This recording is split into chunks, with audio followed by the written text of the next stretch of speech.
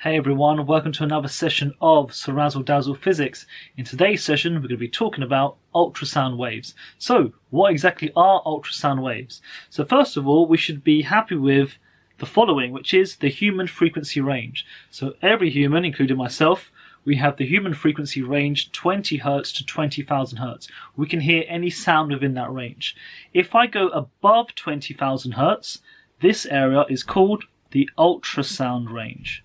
So ultrasound is simply any sound greater than 20,000 Hz.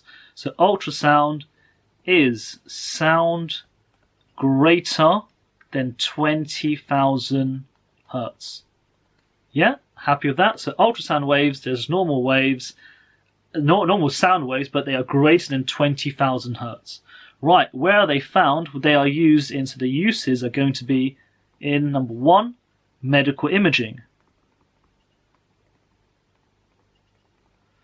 So, for example, checking the development of an unborn fetus, for a pregnant woman.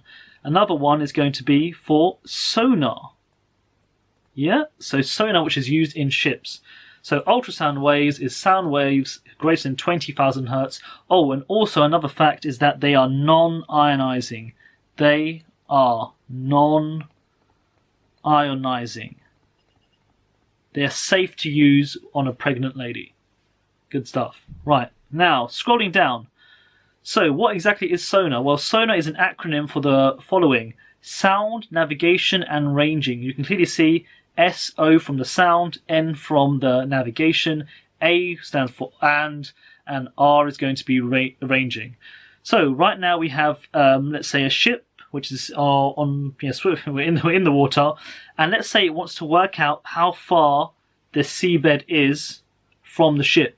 Well, it can do this using sonar. So they send out a wave from the top, it travels down, hits the bottom, and then bounces back up. We can then use the formula speed is equal to distance divided by the time to work out how far it is away from each other. So the depth of the ocean can be worked out via this method. So this is going to be the depth. So sonar is actually used to find out the depth of the sea floor. But it sends out the wave and it times how long it takes for that wave to come back up, and then it will simply do the speed times the time to work out that distance. So let's put that down. So the distance is equal to the speed times by the time. And that's sonar. So that is actually used in ultrasound. So that uses ultrasound for its purposes. Scrolling down, let's go for the following. Let's test our understanding. The following trace was recorded by a ship using sonar. So let's just draw that picture of the ship again. So we have the ship over here. Here is our flag. Here's the seabed. Not the greatest ship, but fine. Here's the ship. There we go. The wave goes down, hits the bottom, and bounces back up again. Right now, this is an oscilloscope trace. The first trace is the emitted. This one is the emitted pulse. That's the one which is first released from the actual boat. This one is the reflected. So this one is the reflected pulse. This one is reflected pulse.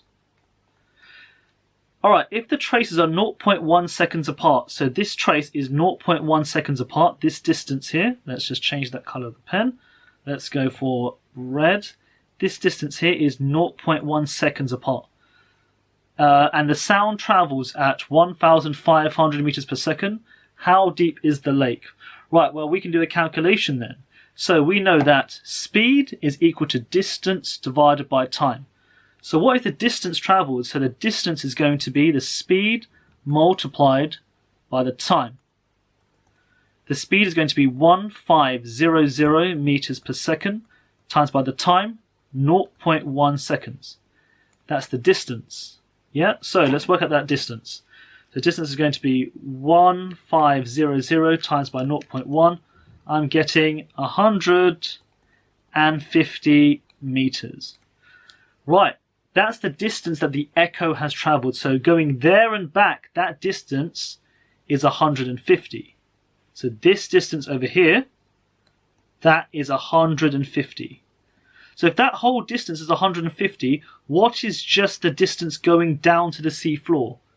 Well, if it's 150 going there and back in total, the distance just there is only half of it. So I simply divide it by 2 to work out the answer. So 150 divided by 2, it's going to be 75 meters. So yes, this distance here is 75 meters. So the answer is 75 meters. Yeah, make sure you can read the oscilloscope trace. There are 2 traces. Lots of kids don't understand why are there 2. One of them is the emitted, one of them is the reflected one. And obviously the reflected one has a lower amplitude. Why? Because energy will be lost as it travels. Easy stuff. So I work out the total distance, and I simply divide by 2 to get the answer. Why? Because that's total distance. The distance just there is half the amount. Easy stuff. Now, next of all, let's go for the summary for this part of the course.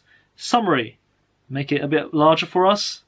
Ultrasound waves are longitudinal waves. They are sound waves greater than 20,000 Hertz. So sound waves greater than 20,000 Hertz. They are used in medical imaging and sonar to measure the depth of the ocean.